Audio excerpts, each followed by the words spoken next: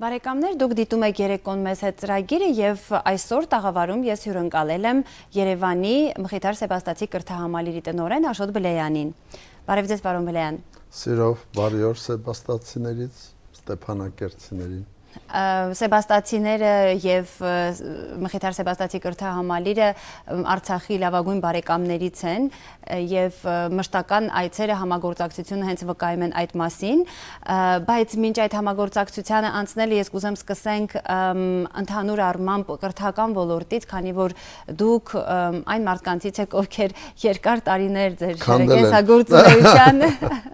հենց անցկացրել եք կրթության ոլորտում ու կուզեի ձեր այսօրվա գնահատականը լսել հենց այսօրվա կրթական ոլորտի վերաբերյալ,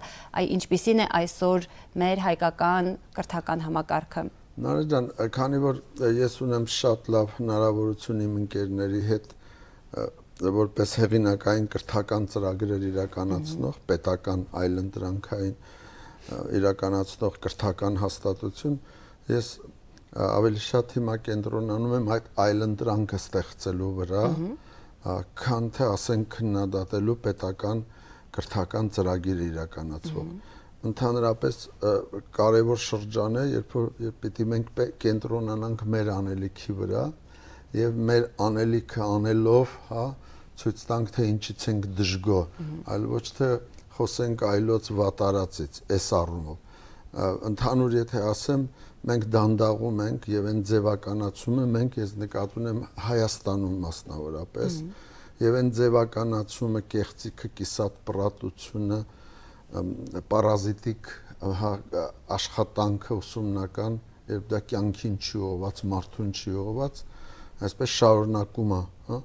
այսինքն կոչերն են փոխվում լոզունգներն են փոխվում բայց խորքի մեջ ուրեմն ցավոք սրտի էական փոփոխություններ չեն լինում մեր կյանքի այս փակուղային վիճակի համար ես էլի հայաստանյան վիճակը նկատի ունեմ այս դժգոհության մեծ դժգոհության մարդը դժգոհ է իր ապրելուց չէ դրանում մեղադրում է բոլորին բայց ոչ ինքն իրեն չէ ոչ իր կրթությանը ստացած ոչ իր դպրոցին ամեն ինչ բոլորը մեղավոր են պատուհաս է չէ կյանքը իրեն պատուհաս է եւ գտնում է հեշտ ճանապարհ կամ ամենադժվար ճանապարհը, որովհետև ծննդավայրը հայրենիքը թողնելը երևի այդքան հեշտ չի մարդու համար եւ փոխում է, այսպես ասած, միջավայրը։ Սա մեջ պատասխանատու է նաեւ կրթությունը։ Եվ կրթության միջոցով մարդուն ավելի կարող դարձնելու, որ նա կարողանա փոխի իր կյանքը, որ նա պատասխանատու զգա ոչ թե հանդիսատես, չէ ոչ թե քննադատ սոսկ, այլ պատասխանատու զգա իր կյանքի համար կրթության միջոցով ձեռք բերի կարողություններ, հմտություններ եւ կարողանա փոխի իր կյանքը։ Համաձայն եք, սա կրթության խնդիրը։ Այստեղ հաստատ Հայաստանում դանդաղում են, մենք փորձում ենք սեբաստացիներով, այլ օրինակ ցույց տալ, ինչքան է հաջողվում, պետք է դուք գնահատեք։ Այ Մխիթար Սեբաստացի կրթահամալիրը, որ գործում է 89 թվականից եւ այս տարի դուք պատրաստում եք մեծ շուկով նաեւ նշել 25-ամյակը, մատուցում է, ինչպես դուք նշեցիք, այլընտրանքային կրթություն, կրթական ծառայություններ։ Որի հեղինակը հենց ուսուցիչն է։ Հենց դա եմ ուզում հարցնել, ինչ հասկանալ, ինչ է ասել այլընտրանքային կրթություն։ Պետական այլընտրանքային եւ շատ լավ է, որ պետությունը, տվյալ դեպքում կրթության եւ գիտության նախարարությունը, որպես պատվիրատու, կրթական ծառայությունների պատվիրատու, աջակցում է, որ պետական կրթական զուգահեռ կրթական ծրագրերին զուգահեռ բոլոր աշխարհներում եւ նախադպրոցական եւ կրտսեր եւ միջին հիմնական կրթական եւ միջնակարգ կրթական ավագ դպրոցում եւ քոլեջային եւ արտադպրոցական կրթահամալիրը իրականացնում է գիտեք այս բոլոր կրթական ծրագրերը եւ դրա համար դառնում է միավորող այսպիսի կրթական ծրագրեր իրականացնող հաստատությունների Սա համարվում է փորձարարական փորձարարական կարող է կողքից նայողի համար մեր համար ոչ որովհետեւ երեխաներ են ոչ քիչ 2200-ից ավել, որոնք ազատ ընտրել են օգտագործելով սահմանադրությամբ երաշխավորված կրթության հաձևի եղանակի ուսումնական հաստատության ընտրելու իր իրավունքը եւ նա ստանում է իրական եւ դուք ասացիք 25 տարի ինչ փորձ 25 տարի մի մարդու կյանք է հա այս առումով եւ երկրորդ պատվիրատուն արդեն անհատը ծնողը անհատի անունից հանդես եկող հայրը ծնողը մայրը չէ դառնում է իրական պատվիրատու որովհետեւ անընդհատ ասում են պետություն մոռանալով որ մարդու ժամանակը ի վերջո մարդուն է պատկանում այս կրթությունը գործ ունի մարդու մի կարևոր շրջանի հետ ժամանակի սկսած 2 տարեկանից պատկերացրեք հա մինչև 20 քանի տարեկան հա եւ այդքան ամփույթ որ ամբողջ ժամանակը քոնն է պատկանում մարդու երեխայի սովորողի եւ դու ազատ կարող ես տնօրինել այդպես չի եւ ահա մենք մեր հեղինակային կրթական ծրագրերում ավելի մեծ տեղ ենք տալիս արդեն երկրորդ պատվիրատուին որտեղ երկրորդ պատվիրատուն թշնամի չի հենց այն հասարակության անդամն է ում համար ստեղծվել է պետությունը ով ստեղծել է պետությունը ստեղծել է իր տաղանդի դրսևորման լիարժեք որ ինքը ազատ զգա որ լավ զգա չէ որ իր տաղանդը զարգացնի հա մինչև մասնագիտություն որ կարողանա իր մասնագիտությամբ լիարժեք չէ փողվաստակի ընտանիք պահի օգտվի սահմանադրական իր իրավունքներից որ դրանք հռչակած չլինեն եւ այլն ահա մեր կրթական ծրագրում փոխվում է ուսուցչի կարգավիճակը ինքը դառնում է ոչ թե սպառող ասենք ծրագրերի ուսումնական պլանների ձեռնարկների բովանդակության ուսուցման ձևերի կազմակերպման այլ ինքը սկսում է ստեղծողը դառնալ, ստեղծել այդ ամեն ինչը, ուսումնական պլանից սկսած մինչև կրթության գործի կազմակերպում։ Եվ դրանով փոխվում է արդեն նաև իր վերաբերմունքը եւ իշխանության եւ դրսի մարդկանց մյուսի, որտեղ բոլորին ինքը սկսում է դիտել որպես գործընկեր, գործ են կանում եւ դուք կարող եք, ինչպես Արցախ TV-ն հիմա, հա, գործընկեր է, ես կարող եմ այն մտքերը, որոնք համակել են ինձ ու իմ ընկերներին, տարածել չէ Արցախում եւ դուք օգնում եք դա անելու տվյալ դեպքում կամ կարող եք օգնել դարձակ գործընկեր համաձայն եք նույնը նախարարությունը կրթության եւ գիտության որպես պետություն չէ իշխանություն ինքը կարող է աջակցել հա որովհետեւ ինքը պիտի շահագրգռված լինի այդ այլընտրանքների զարգացման որտեղ այդ այլընտրանքից կարող է պետական կրթական ծրագիրն էլ փոխվի զարգանալ լավանա չէ եւ այս միասին ապրելու այս միասին գործակցելու, նաև մրցելու, այո, բանի մեջ, ընթացքի մեջ ձևավորվում է այդ հասարակությունը, կրթական համայնքը։ Այ դուք նշեցիք մեկ կամ երկու կետ այլընտրանքային կրթության, որ դուք ձեր կողմից է իրականացվում ուսուցչի կողմից, էլ ինչ կարևոր սկզբունքներ են դրված ձեր կողմից իրականացվող այդ կրթական համակարգում։ Անհատական Այգետեք երբ որ ասում ենք անհատի կրթական պատվերը եւ անհատը տնօրին իր ժամանակը, որպեսզի կարողանա այդ ժամանակը ուղղի իր տաղանդի դրսևորմանը, այստեղից էլ անհատական ուսումնական պլաններ, ոչ թե բանում լինի, ոչ թե դասարանը, հա, կոլեկտիվ այսպես ասած, այլ անձը, անհատը, որտեղ ես Աշոտ Բլյանս անհատ եմ եւ ուզում եմ ինձ հարգանքով դիմեք ինձ ճանաչեք եւ ուսուցումը կազմակերպեք իմ պահանջներին, չէ իմ առանձնահատկություններին համապատասխան։ Չգիտես ինչու դա դիտվում է միայն հատուկ կարիքով երեխաների համար ներառական ուսուցման, բայց մեր խորին համոզմամբ ուսուցումը ամբողջությամբ պիտի ներառական լինի։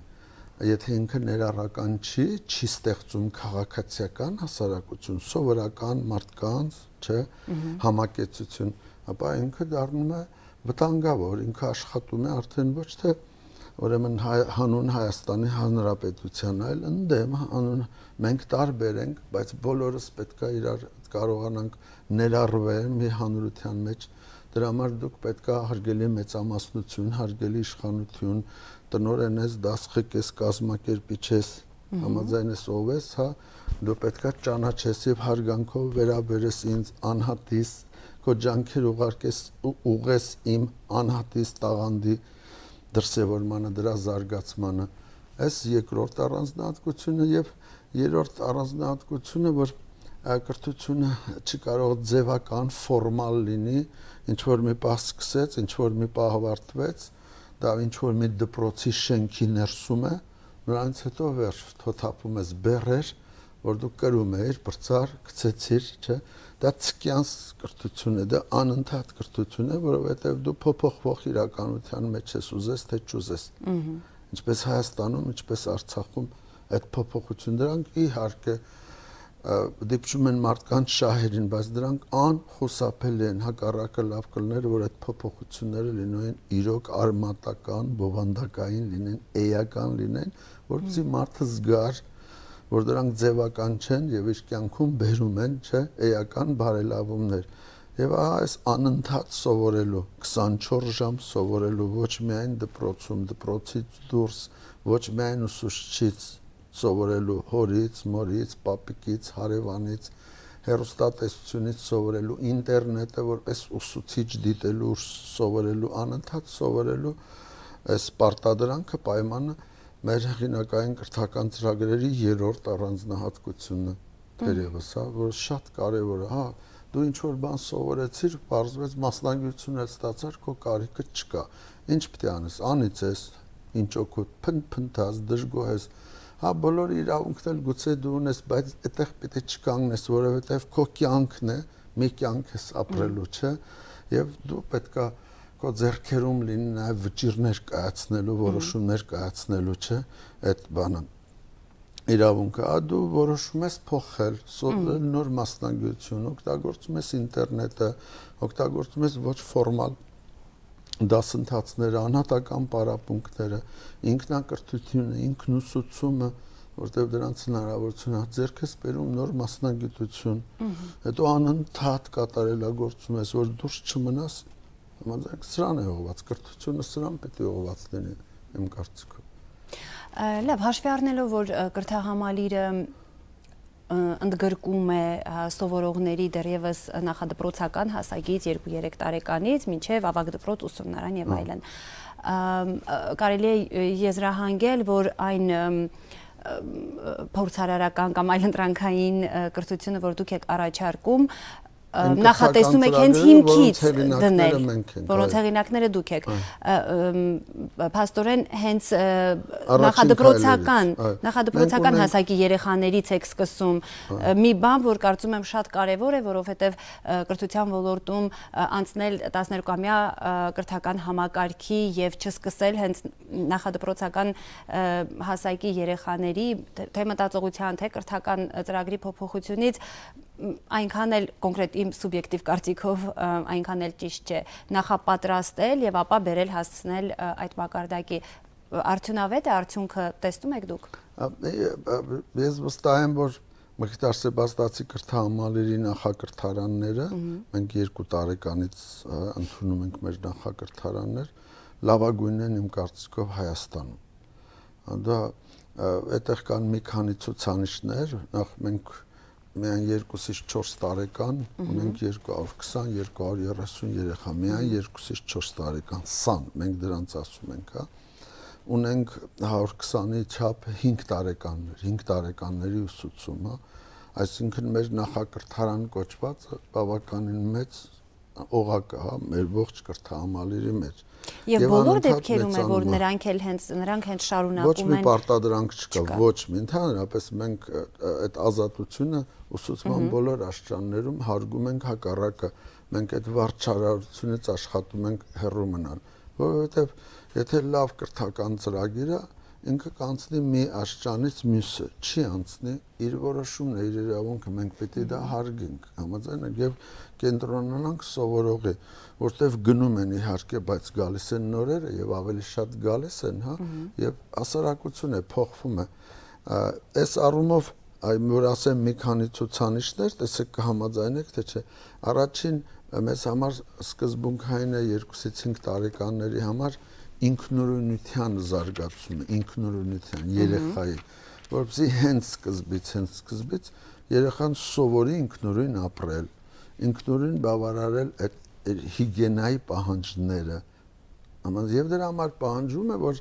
ամբողջ միջավայրը փոխվի, որտեղ այն միջավայրը, որ այսօր կա մանկապարտեզներում նյութական միջավայրը նկատի ունեմ, շեմեր, դռներ, հա, փակ տարածքներ, մյուս արված է հենց դրա համար, որ երեխային զրկեն ինքնուրույնությունից։ պիտի անպայման մեծը լինին, ձեռքից բռնի, տանի, նստացնի, գտալը տա եւ այլն եւ այլն։ Իսկ ազատության առաջին աստիճանը հենց ինքնուրույնությունն է։ Սա արդեն մի նոր մոտեցում է երեխայի զարգացման, այստեղից վերացան մահճակալները, այստեղ դրա փոխարեն եկան ներքնակներ, վերացան պատերը, մեկ միասնական տարածք եղավ, որպեսզի դաստիարակը երկրորդ պլանից կարողանա հետևի երեխայի սպոնտան ինքնուրույն ազատ գործունեությանը, որ չմիջամտի, որովհետև երեխաներ, հա, այսպես կարելի է շարունակել, հա, խնամքը հիգիենայի մսի բանի առումով, հա, արտաքին միջավայրը բակը, դրսի եւ ներսի այդ անջրպետի վերացումը, հա, տեսեք մենք դրեցինք ու միանգամից բոլոր մեր նախակրթարներում ստեղծեցինք ավազով խաղադաշտեր, շուրջ տարին լողալու հնարավորություն, ջուրը որպես, հա, երեխայի զարգացման կարևոր պայման, որպեսզի երեխան կարողանա, հա, ինքնուրույն ընտրի խումբը, ում հետ ինքը ուզում է խաղալ, հա, սնունդի կարգավորումը, որ ծնողը դառնա այս առումով մենյուի որոշողը, ինտերնետը, որ հնարավորություն է տալիս դաստիարակի բլոգի միջոցով ծնողին նախորոք իման աշխատող ծնողին, չէ, ինչ են անում խմբում, երեխան ինչ է սովորում եւ այլն, կյանքի ծիսականացումը, խաղերը, մանկական խաղերը, երաժշտական կրթությունը, հա, տեխնոլոգիայի դերը, նկարչություն եւ այլն եւ այլն, այսինքն դառնում է ազատ երեխա, ինքնուրույն երեխայի գործունեության աշխարհ։ Եվ այստեղ դաստիարակի դերը գործունեությունը փոխվում է, այդ երեխային անշարժացնող դու նստի, հա, եւ դպրոցի տեղափոխումը մանկապարտեզ վտանգավոր բան է, որտեղ դպրոցում էլ այդ ձևերը հազիվ թե արդյունավետ են, ել չեմ ասում մանկապարտեզային տարիքի երեխա, հեծանվի գործոնը, մարմնամարզության, որովհետեւ մարմինը այս մարզելը անմիջապես մտքի հետ կապված գործունեություն է, չէ, եւ երաշտական գործունեության սկզբունքայինությունը, կարևորությունը մտավոր զարգացման հենց բանի մեջ է, ինչը ցավոք թերագնահատված է պետական կրթական նախադպրոցական։ Եվ այստեղ մեր ջահել աղջիկները դաստիարակների ձևով, հա, կյանք են բերում, այդ հավես են բերում, հա, աղջկականություն, այդ քուրություն են բերում, ընդ որում կարող են արագ փոխվել, որովհետև մայրանում են գնում են, հա, բայց երեխան միշտ շրջապատված ալնում հմայիչ չհոգնած, հետաքրքիր, սիրուն, այո, չէ, մարդկանցով։ Իսկ երեխան դրա իրավունք ունի, համաձայն եք, որ եթե հոգնել ես, հա, բայց երեխան ինչ մեղավոր է, ինքը այդ թարմությունն է ուզում, այդ պայծառությունը, բնական ժպիտը։ Լավ, կարծում եմ կրթահամալիրը նաև այն ուսումնական հաստատություններից է, որտեղ առաջինը փորձ արվեց եւ մտցվեցին ժամանակակից տեխնոլոգիաները որպես կրթության պարտադիր պայման։ Ու այն, որ հիմա համատարած փորձ է արվում անել բոլոր պետական դպրոցներում։ Փաստորեն սրանով կրթահամալիրը կարելի ասել մեկ քայլ առաջ է։ Ինչ է տալիս սա կրթահամալիրի սովորողներին։ Գոնե Հայաստանում, չեմ կարծում Արցախը շատ է տարբերվում, ցավոք սրտի, ես միշտ ասում եմ թս ազգ ենք։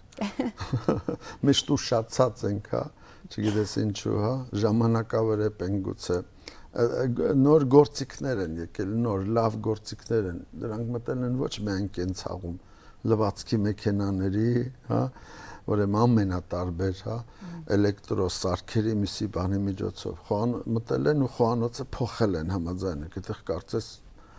ոչ մեկ չի վիճում, բոլոր ուզում են ձեռք բերել, ունենալ այդ սառնանը, միսը, որտեղ առանց դրա ուղղակի հնարավոր չի, հարմար չի։ Հիմա մտել են նոր գործիքներ նաև ուսուցման մեջ, դրանք շատ հարմար են, դրանք շատ հեշտացնում են ստեղծական աշխատանք անընդհատ սովորելու հնարավորությունը, կրթական փոխանակումների, որ դուք ես զգաց իրադարձությունների կենտրոնում անկախ նրանից Բանգլադեշում ես, թե ասենք Արցախի ինչ-որ մի գյուղում, հեռավոր մի գյուղում, չէ, շնորհիվ հա ինտերնետի այս նոր տեխնոլոգիաների հեռահաղորդակցության դու կարող ես ամենաառաջնակարգ դպրոցի ծրագրերին ծանոթանալ, այդ ծրագրերը ինքնակրթության, ինքնուսուցման միջոցով յուրացնել, հա, շփման մեջ մտնել քո հասակակիցների հետ, հա, այս առանց սահմանների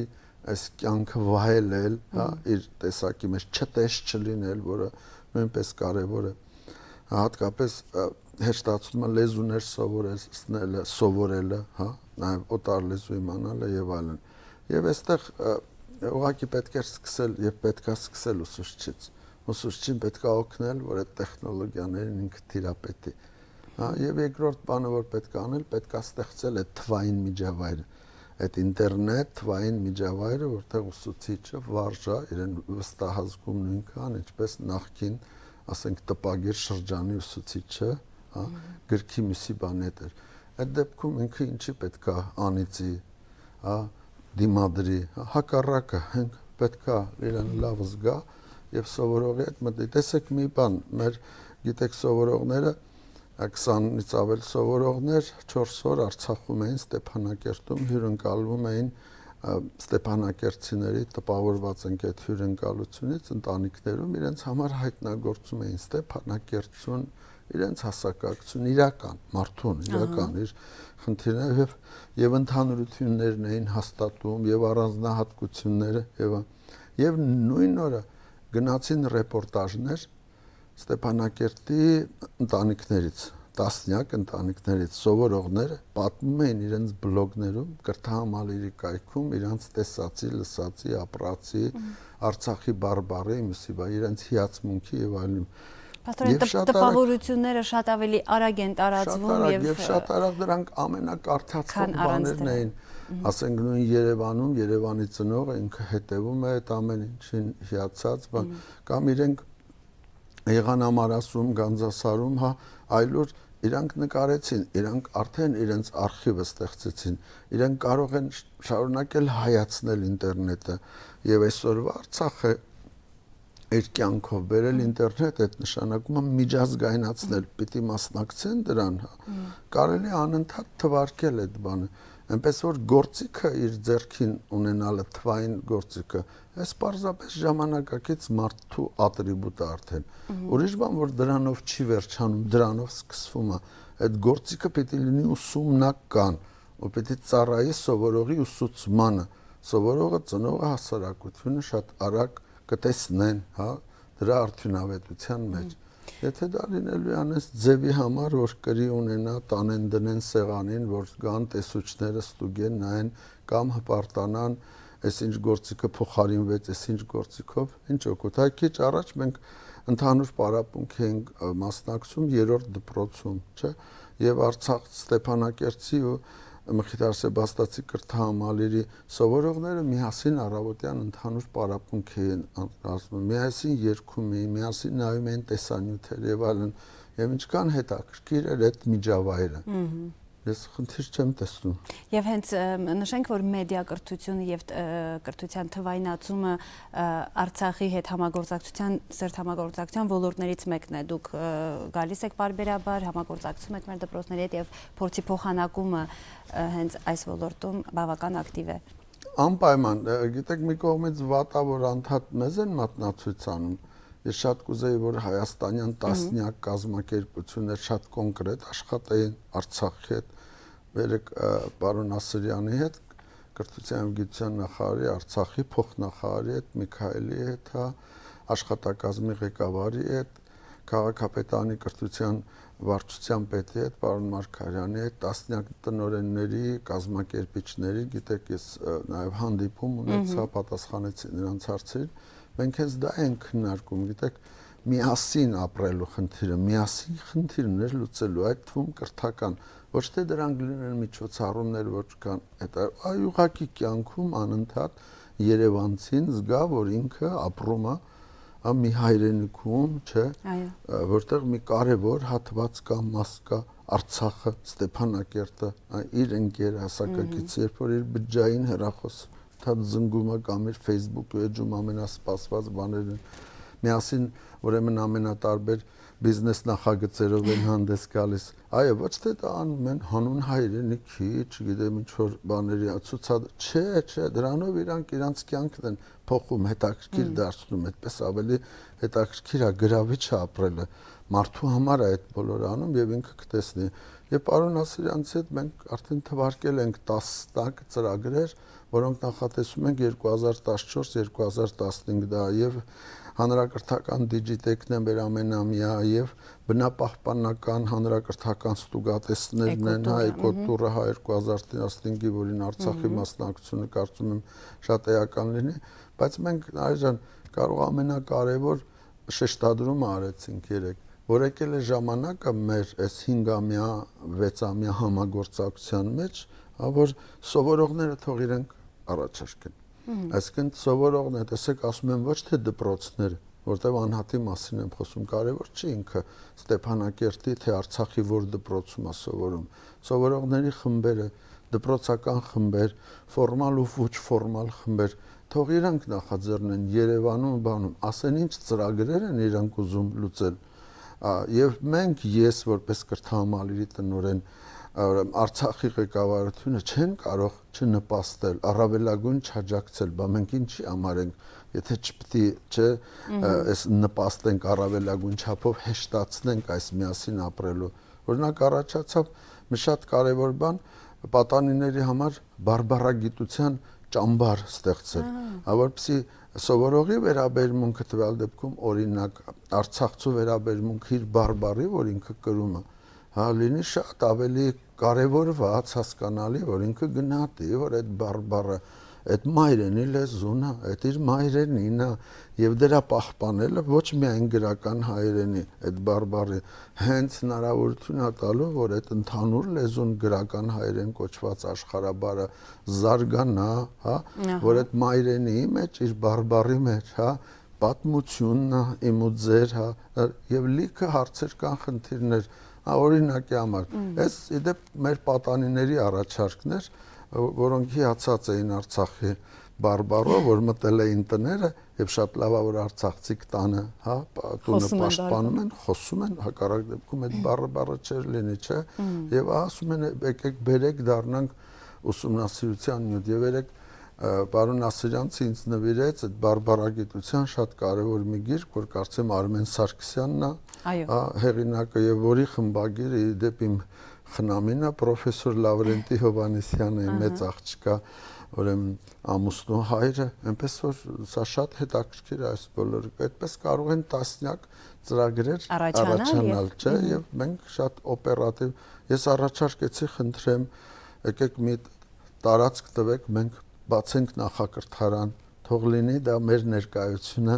Արցախ, որպեսզի այն միջավայրը, որ ես ասում եմ նոր միջավայրը զարգացման Ստեփանակերտությունը, որովհետև դուք ունեք նախակրթարանների կարիք, մենք առաջարկեցինք, որ բերեք ձեր դաստիարակները, մենք պատրաստ ենք մեկ շաբաթով ընդունելու անվճար,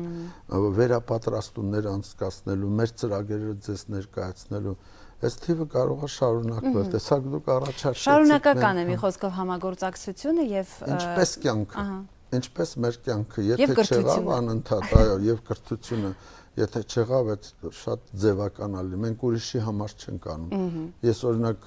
ունեի 3 օր բան, արցակուրթային օր, այդպես ասած, ձևս դա անցկացնում եմ Արցախում, անցկացնում եմ որպես աշխատանք, բայց ես դա իմ համար եմ։ Սա իմ ընտրությունն է եւ ես ինձ բավարարված եմ զգում, ես ունեմ տասնյակ ընկերներ Արցախում,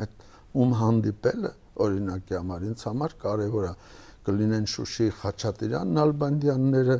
թե նույն Միքայել Համբարձումյանը, Ասրյանցը, էլի տասնյակ մարդիկ, Ասրյանը ներողություն, հազար ներողություն, սրանք բոլորը կարևոր բաներ են արդեն եւ դրանք իմ կյանքն է, ինչպես Երևանյան հանդիպումները եւ այս 300 կիլոմետրը 320 պետքա դիտել ոչ թե բաժանող բան, այլ հրաշալի մի ճանապարհ, ճանապարհություն դեպի դրախտ, անցանք դրախտով, տեսեք Արատյան դաշտով, Մասիսը, Վեհորեն, չէ, Վայոց ձորով, Կիրճով, Գորիսով, մտանք Արցախ աշխարհը։ Մենք պետք է երանություն տանք այս հնարավորության համար եւ օգտագործենք այս պահը լավագույնս։ Պարոն Բլեյան, այս պահին առաջարկում եմ ընդհատել մեր զրույցը մի կարճ պահ եւ մեր հեռուստադիտողին հնարավորություն տալ մանրամասն ծանոթանալու ձեր կենսագործունեությանը եւ ապա վերադառնալ ու շարունակել մեր զրույցը, խնդրեմ։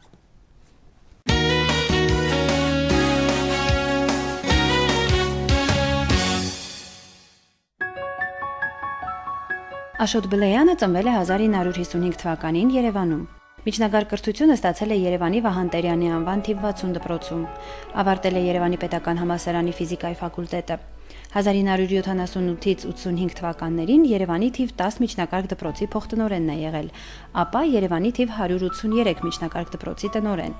1989-ից 92 թվականներին ՀՀՇ վարչության անդամ է եղել, իսկ 90-ից 95 թվականներին Հայաստանի Հանրապետության Գերագույն խորհրդի падգամավոր։ Կարճ ժամանակահատված զբաղեցրել է նաև Երևանի փոխքաղաքապետի պաշտոնը։ 1992-ից 2004 թվականներին նախագահել է Նոր ուղի հասարակական քաղաքական կազմակերպությունը։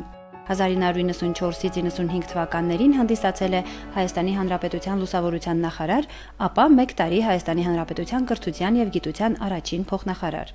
1989 թվականից Մխիթար Սեբաստացի կրթահամալիրի հիմնադիր տնօրենն է։ 2007-ից 2010 թվականներին Հայաստանի Հանրապետության կրթության եւ գիտության նախարարության կրթական ծրագրերի կենտրոն ՑԻԳ ուսուցիչների վերապատրաստման դպրոց կենտրոնի ղեկավարն է եղել։ Հրապարակել է մանկավարժական, կրթական, քաղաքական, հրապարակախոսական մի շարք հոդվածներ։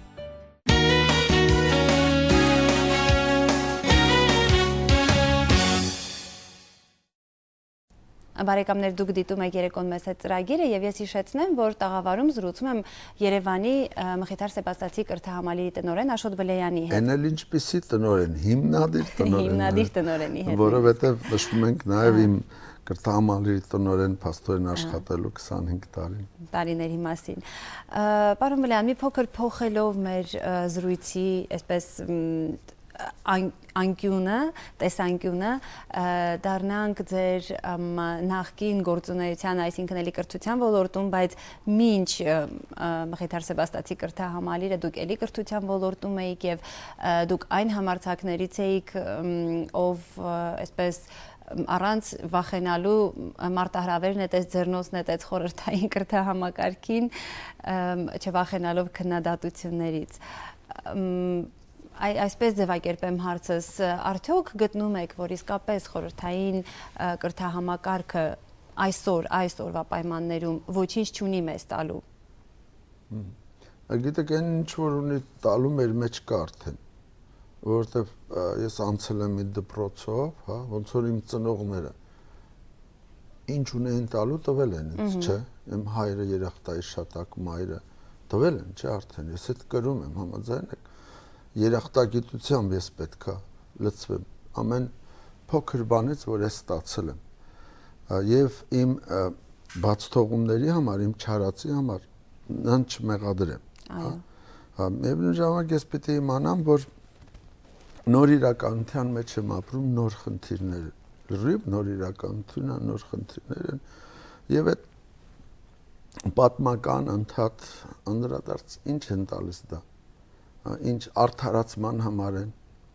այսինքն այն ժամանակ ինչ դու կարողացել ես այդ սովետականը քեզ պարտադրել են, դա ուրիշ կրթական, դե հիմա էլ արա, բա ինչ չես անում։ Չէ, եթե դա քոնն ա եղել, եթե դու ես դա ստեղծել, այդ խորհրդային, բայց հիմա ինչի 25 տարի չես ստեղծում։ Այսինքն այդ որ սատանեն ա քեզ ասում, որ հիմա քանդի, ավերի, ծուլացի, հա մի արա։ Դու նույն մարդն ես, չէ, ընդունենք։ Եթե կարող ես, եթե են քոնն, այս առումով ուզում եմ փակեմ այդ խոսակցությունը, որովհետև մենք եկել է ժամանակ պետքա խոսենք 25 տարվա մեր արածի մասին։ Այսօրվա իմ արածի մասին, այ արթնացել եմ առավոտյան, հա, իմ այս մի օրվա մասին ես պետք է խոսեմ։ Կտակարանը լավ խոսք ունի, ասում է օրվա հոգսը բավ է օրվա համար։ Համաձայն եք, այնքան հոգսա շատ օր է, որ եկեք կենտրոնանանք, հա, օրվա վրա, անելիքի վրա։ Լավ, բայց այդ անելիքը անելու համար ծուլացած մարդկանց մի հատ խումբ բան ստացա ու հայացքա գցում այն ժամանակ, բա հիմա ինչ է եղել։ Այսինքն զրկել են, կապել են թևերը, դարձակի, մի թույլ տու, որ քեզ կապ կտեն, եթե այդպես է։ Խնդիրը հետևյալն է, պարոն Բլեյան, այսինքն այն այսպես բազմաշերտ եւ լայնածավալ բարեփոխումների շրջանակում ինչ դեր ունի խորհրդային կրթությունը, այսինքն մերժել բոլորովին անցնել լրիվ նոր կրթահամակարգի, նոր մեթոդների, նոր մոտեցումների ընդհանուր մինչև ծրագրեր, դասագրքեր եւ այլն, թե այնուամենայնիվ հիմք ընդունել կամ ընդունել որոշ բաներ եւ բերել այնտեղից։ Արգելը 25 տարի հետո տեսեք ինչ հարց ենք տալիս։ Այսինքն ինչը բերել օրինակի համար։ Չկա այնտեղից որևէ բան բերելու։ Ես հիմա բլոգ եմ վարում անկավարժական, ես կառաջարկեի հեռուստադիտողին, ով կրթությամբ հետաքրքրված է, ուրեմն անպայման թերթի հետ իմ բլոգը, հատկապես այնտեղ օրագիր է։ Այսինքն ես պատմում եմ 25 տարվա իմ հասարակական, քանի որ դա նաև մեր կյանքն է, բոլորիս կյանքն է, դեռ եւ Հայաստանն է եւ Արցախը։ Իհարկե շիտակ եմ, ինչպես փորձում եմ գործել ու խոսել, եւ արդեն 130 պատում է ամեն օր արթնանում եմ, հա, նույն ժամին, հա, եւ թղթին նույն ծավալով 3 համակարգչային էջի շրջանակում այդ ընկերները ձևավորում են, ես պատմում եմ։ Ուզում ասեմ, նրանք ովքեր իրոք հետաքրքրված են իմ կրթական, հասարակական, քաղաքական, այդ թվում անկավարժական գործունեությամբ, այդտեղ նաև իմ անձնային կյանքն է։ Ես Արցախ եկել եմ հիմա իմ կնոջ հետ, իմ 3 տարեկան Դավթի հետ, ես բերել եմ Դավթին, հա, եւ իմ կնոջը ներկայացնելու Արցախը, հա, այդ ողջ մայքի մեջ, հա, այս շատ կարևոր է, այնպես որ այնտեղ ամբողջական ես արտահայտվել եմ։ Հիմա կարճ արտահայտվելու համար կարճ արսիվ արտահայտվեմ, որովհետեւ գիտեք, երբ որ դու ճանապարհ ես գնում, այս կյանքը, որ մենք գնում ենք, մի հատ ճանապարհ է, դու վերցնում ես ամենաանհրաժեշտը։ Համաձայն ես, ամենաանհրաժեշտը։ Հիմա մանավանդ այն կենսափորձը ես ունեմ, ինչ որ ապրել եմ։ Այդտեղ ամենաանհրաժեշտը կա, ենթադրում եմ։ Ուղղակի պետքա չմոռանալ, որ խորհրդային պետությունը, խորհրդային ռեժիմը, որպես պատվիրատու իր դպրոցով, դա մի իրականության պատվեր էր, իր դպրոցին, հա։ Շատ ամբողջական էր ամեն ինչ։ Հիմա երբ որ այդ իրականությունը չկա, պատվերն էլ փոխվել է, հասարակությունը փոխվել է,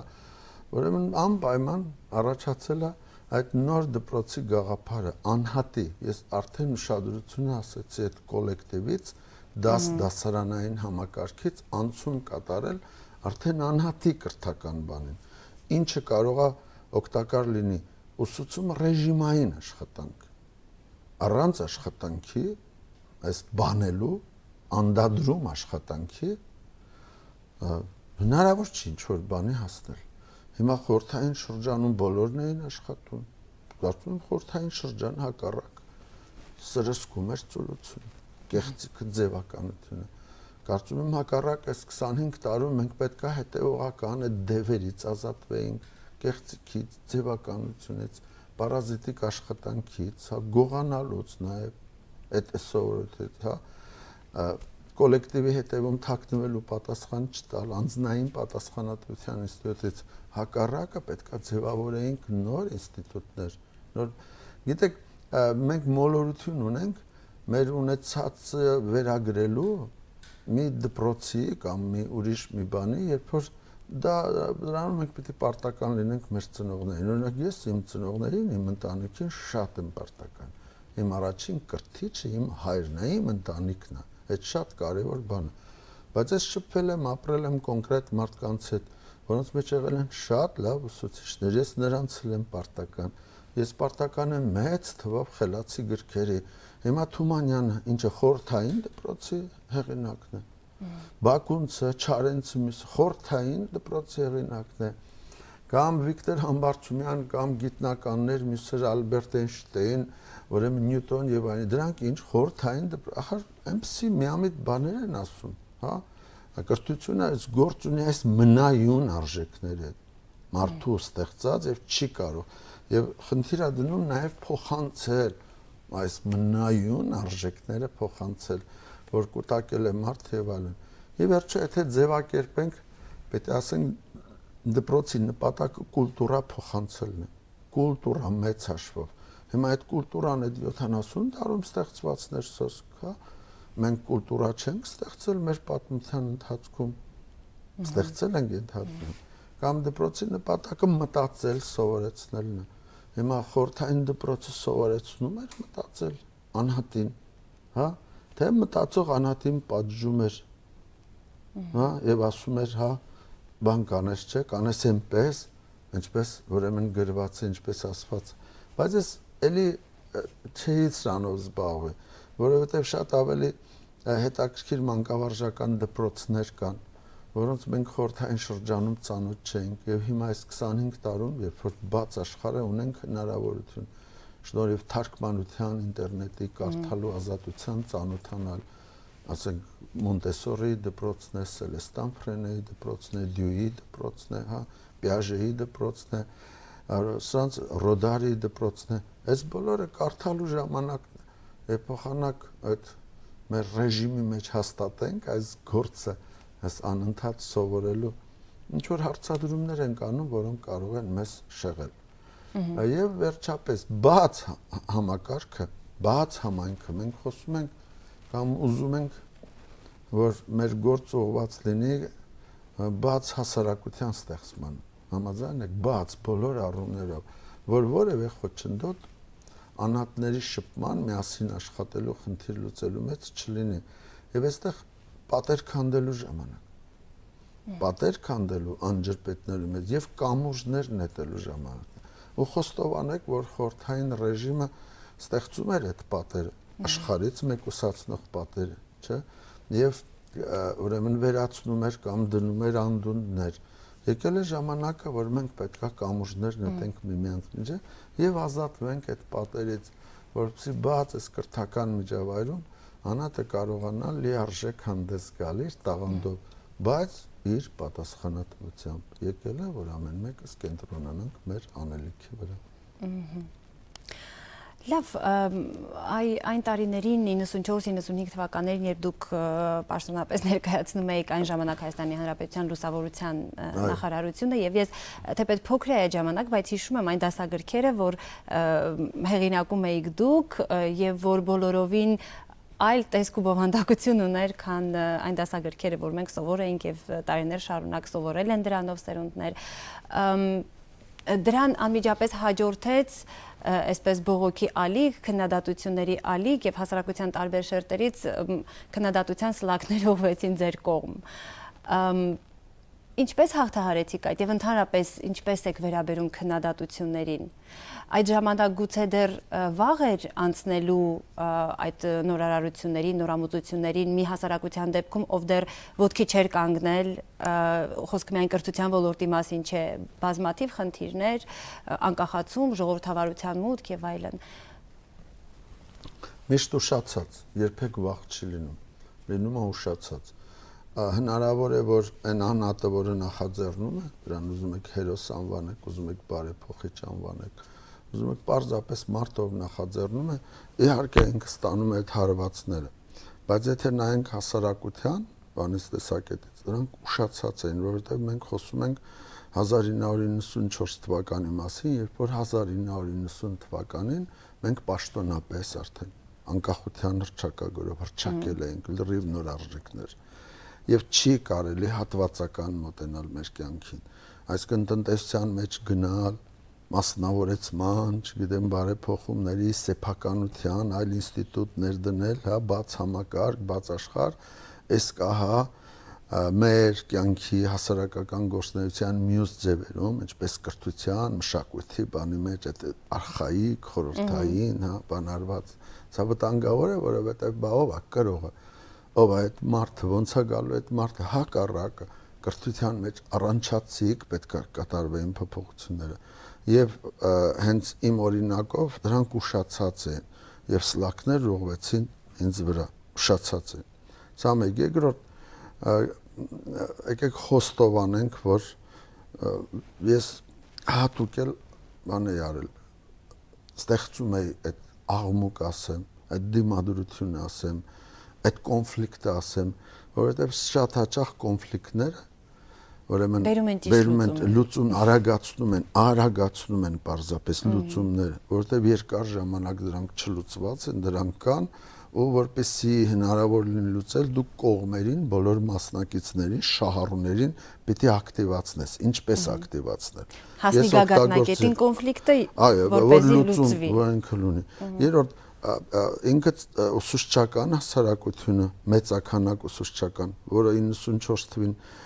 պարապությունից, ավելորդության զգացումից մի մոռացեք 94 թվականի ինչ վիճակ չաշխատելուց արդեն գործադուլային վիճակից ասեմ, հա, անշարժ մի հատ վիճակ է ստեղծել, պետք է նրան վստահություն, շարժում, հա, որպեսզի ինքը սկսի գործել, որովհետև միայն գործող աշխատող, հա, համակարգն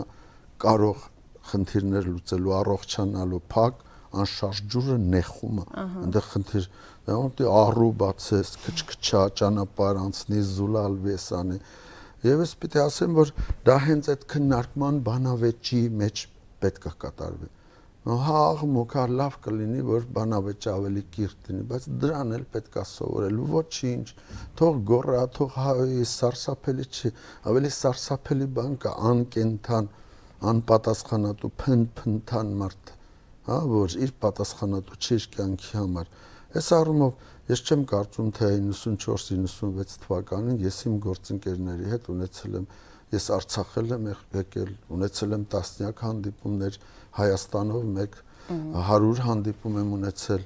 եւ բաց լսարաններում անպաշտպան ես մտել եմ իմ ընկերների հետ, կարող է սկզբից դրանք բարդ են եղել, բայց դրանք ավարտվել են ուրեմն համաձայնության իրար ծափահարելու, որովհետև ես չէի կարող առաջարկել բաներ, որոնք ուղղված չլինեին դպրոցի երեխայի կրթության ուսուցչի, հա, գործունեության կազմակերպմանը։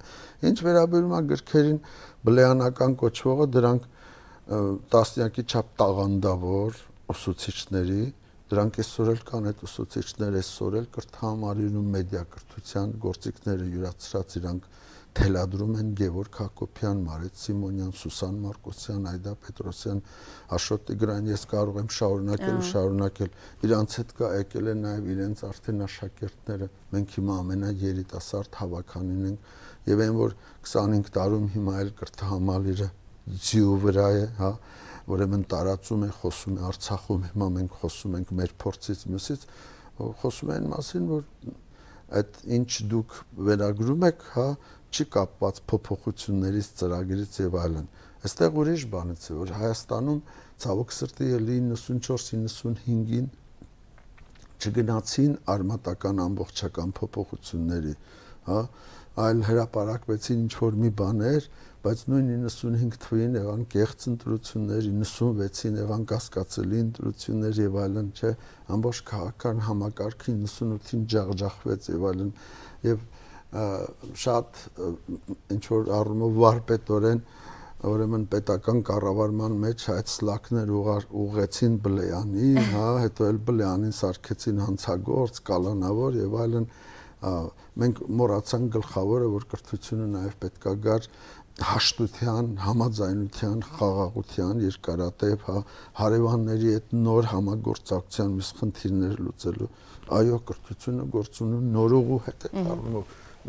կամուրջներ են դրանք, համաձայն եք, մենք ապրում ենք, չենք ապրում, մեկուսացված, թշնամական մի միջավայրում, չէ, այդ մենք հորինել ենք այդ ամեն ինչ, մենք ապրում ենք աշխարհում, մենք աշխարհի կենտրոնն ենք, կամ պիտի լինենք այդ կենտրոնը եւ կրթության միջոցով կամուրջներ նետելով, հիմա էլ Արցախի հետ մեր ծրագիրը մենք անվանում ենք հանրակրթական կամուրջներ եւ ուզում ենք, որ արդեն սկսեն կամուրջներ նետել անհատները, անհատների միջև դրանք կամուրջներ լինեն։ Ախր գիտեք ինչ կա, վերջապես հնարավորություն ունենք բաց աշխարհում հանդես գալու, վերջապես հնարավորություն ունենք մեր ողջ տաղանդով հանդես գալու, մեր ընդունակություններով դրսևորելու եւ աշխարհը նվաճելու մեր տաղանդի միջոցով։ Ու փոխանակ կրթությունը սկսի լիարժեք բանանի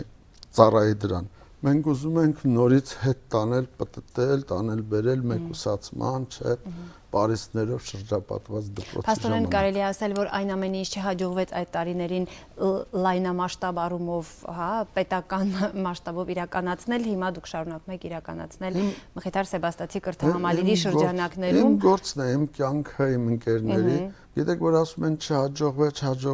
թույլ չտրվեց, տարբեր քաղաքական օբյեկտիվ եւ սուբյեկտիվ հարց է, 1-2 տարում ինչ պիտի հաջողվեր։ Դուք հիմա հիշում եք, բարի եք հիշում այդ գրքերը, դրանք այդ ժամանակ փոխել են ձեր կյանքը։ Գիտեք, ընդունված չի բարձրաձայն ասել են, ինչ որ տանը մարդիկ զգում են ու ապրում են։ Ինչ ա եղել, բարձրաձայն ասեք, որ դրանք լավ գրքեր էին, բարձրաձայն ասեք, որ դրանք հետաքրքիր գրքեր էին, հաճախ մազալու գրքեր էին, բայց դրանք ուղղված էին երեխային եւ ուղղված էին, հա, որպեսզի երեխան դրանց միջոցով խաղալով, հա, երկխոսության մեջ մտնելով, նկարելով, բանավեճով, բանով, հա, կարողանա ուրեմն մշտական գտնվել այդ բան վիճակում։ Ես կարծում եմ հաջողված տարիներին 94-96։ Պարոն Բելյան, եւ կարծում եմ այսպես ընդհանրացնող վերջին հարցը, ինչ է այսօր մեզ անհրաժեշտ, որպեսզի ինտեգրվենք ժամանակակից, զարգացած կրթական համակարգ եւ մոտ է արդյոք այդ այսպես տեսլականը։ Անձնական պատասխանատվության շրջանը, անհատական պատասխանատվության շրջանը քաղաքացի Աշոտ Բլեյանի եւ Նարեի եւ այս պատասխանատվությունը իրացնելու ժամանակում մենք կարիք ունենք միասին աշխատելու, շատ կարևոր է։ Գիտեք ինչ եղել է, վատ է եղել, հա, ինչ որ բան այնպես չեն կարել, դժգոհ ենք այդ արածից, ոչինչ, հիմա փոխեք, հենց հիմա փոխեք, ոչ թե որ եղել է, պրծել է, անցել է, գնացել է, չէ, չի անցել, չի գնացել, որովհետեւ խնդիրները չլուծված են։ Ընդ որում այդ խնդիրները չեն կարող չլուծել, հա, որովհետեւ երբ որ չես լուծում այդ խնդիրները, դու զրկում ես սերնդին, քո երեխաներին, հա, ուրեմն քո չլուծած խնդիրներով, քո փչացրած խնդիրներով զբաղվելու։ Այս մենք ուզում ենք ժառանգություն թողենք ամեն մեկին իր կյանքով զբաղվելու, չէ՞, մեր երեխաներին։ Այս առումով շատ լավ կլինի, որ մենք կենտրոնանանք չլուծված խնդիրների վրա։ Այս չլուծված գլխավոր խնդիրը այդ հաշտությունն է, այդ համակեցությունն է եւ ցեղասպանության 100-ամյակի այս շրջանը պետքա օգտագործել ոչ թե իրար բաժանելու նորից, հա, թշնամությունը բազմապատկելու, այլ հակառակը լուծումներ գտնելու։ Հրաշալի է, որ Արցախում ինքնավստահ նոր ցերունդ է եկել, համաձայն եք, ցերունդը ուզում ապրի, ուզում է իր հողում լիարժեք դրսևորի։ Եվ միևնույն է այդ նոր համակեցությունը իր հարևանների հետ, հա, Հայաստանի հետ միասին, թուրքերի, ադրբեջանցիների, վրացիների, հա, պիտի անպայման հաստատվի եւ կրթությունը պիտի ծառայի սրան, չի կարող չծառայել, եթե կրթությունը ժամանակավրեպ չի ուղղված այսօրվա մարդուն, այսօրվա հասարակության, այսօրվա խնդիրների լուծման։ Շնորհակալություն ձեզ, պարոն Բլեյան, շնորհակալություն ձեզ ձեր ժամանակը մեզ տրամադրելու, կարծում եմ հարցերի շարանը դեռ կարելի է շարունակել, բայց մեր եթերաժամը ես հաճախ եմ գալիս Արցախ եւ հետո կշարունակենք, շնորհակալ եմ հրավերի համար։ Շնորհակալություն ձեզ։ Դե ինչ բարեկամներ, այսքանը հյուրասրահի համար ես ձեզ հրաժեշտ եմ տալիս, մնացեք խաղաղությամբ։